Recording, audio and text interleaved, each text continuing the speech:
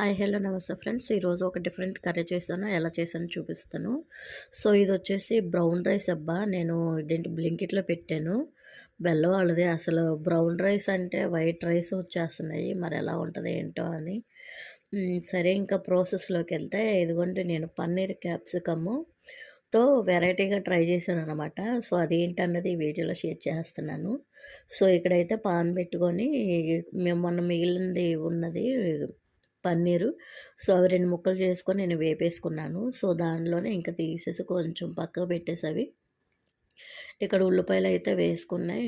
పచ్చిమిరకాయలు వేసేసుకొని capsicum cut చేసుకుని అన్నీ వేసేసుకున్నాను. సో ఇక్కడైతే కొంచెం మగ్గనిస్తున్నానబ్బా. సో కొంచెం మగ్గిన తర్వాత ఉల్లిపాయలయి ఇదిగోండి, ఇక్కడ కారము, పసుపు, ఉప్పు, ధనియాల పౌడర్, జీలకర్ర పౌడర్ అన్నీ వేసి ఉడకబెట్టుకున్నాను.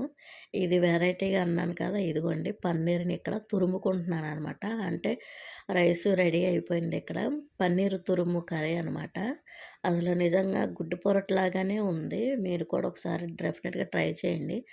ఎప్పుడు ముక్కలే అంటే కొంచెం ఒకళ్ళకే వస్తది, ఇలా కోరితే ఇద్దరికే వస్తదని జెప్పేసేసి నేను ఇలాగ కోరాను. ఇదేంటి ఉల్టగా అయిపోయింది.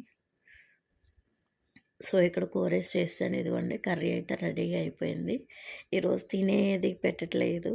ఎందుకంటే ఆకలేసేసి ఇంకా తినేస్తున్నాను నేను.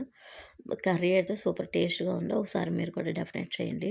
చూసి వెళ్ళిపోకుండా ప్లీజ్ అబ్బా సబ్స్క్రైబ్ చేసుకొని సపోర్ట్ చేయండి. Thank you.